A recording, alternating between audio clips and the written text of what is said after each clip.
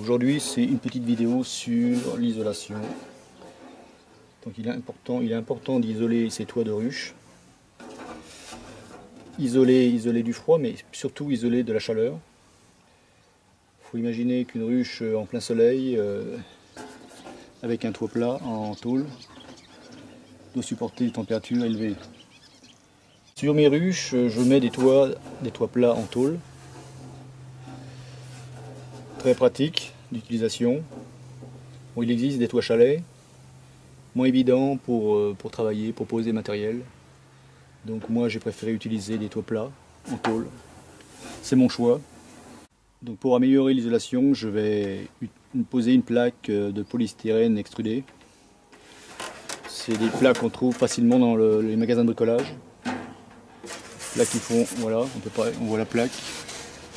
Je ne sais pas si on va voir la caméra. Voilà les dimensions de la plaque. Donc comme je disais, c'est des plaques qu'on trouve très facilement dans les magasins de bricolage. Ça vaut pas très cher, 2 € des poussières. Donc moi j'utilise ce style de plaque pour isoler mes toits de ruche. C'est facile à découper en plus. Bon, il existe d'autres isolations, de la mousse par exemple. Donc bon, après, chacun fait comme il lui plaît. Donc voilà, donc moi pour découper ma plaque, je vais positionner mon toit retourné sur la plaque de façon à prendre les dimensions extérieures du toit. Je vais prendre un marqueur pour marquer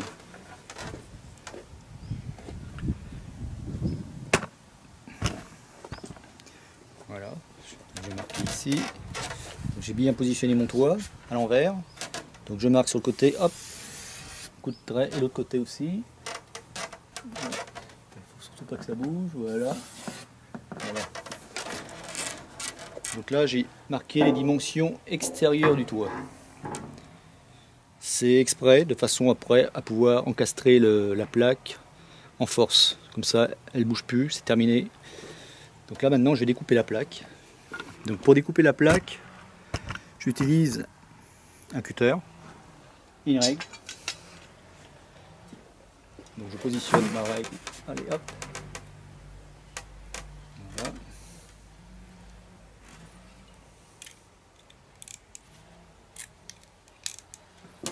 Faire attention de ne pas se couper. Je sors la lame suffisamment, voilà, de façon à pouvoir couper jusqu'à toute la profondeur de toute l'épaisseur de la plaque.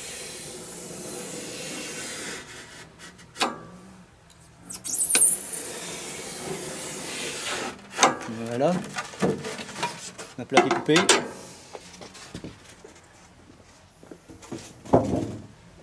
Je vais couper aussi l'autre côté. Voilà.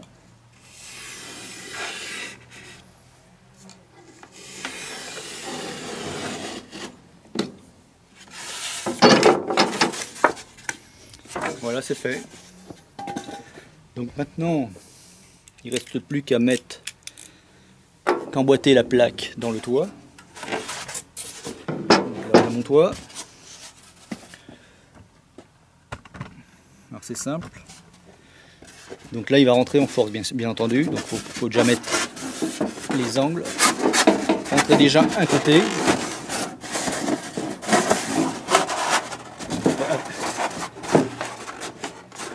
On sent qu'il rentre en force, mais il va rentrer.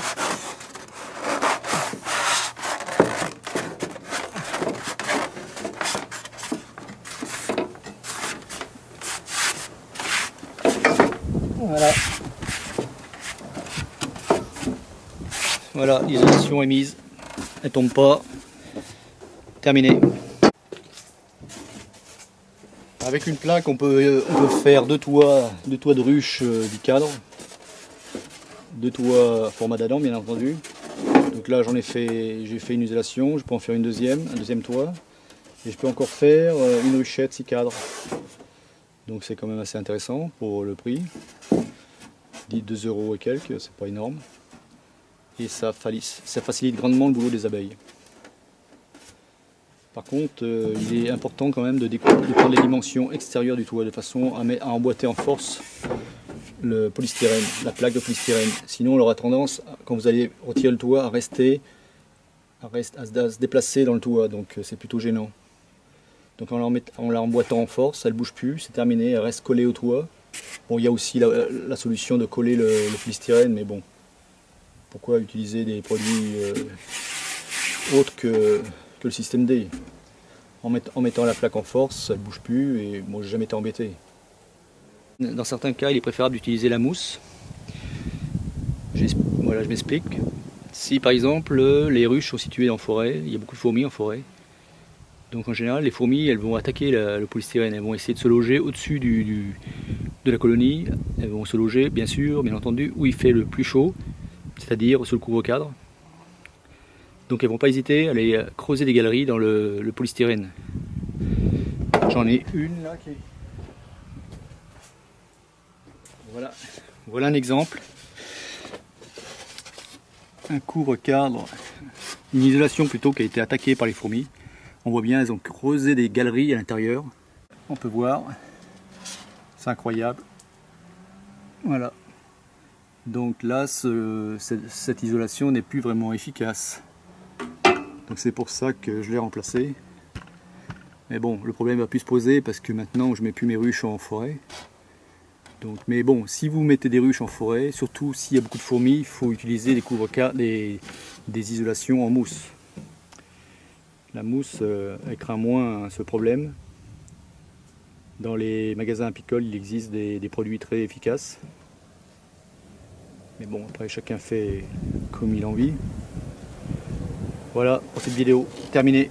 À la prochaine.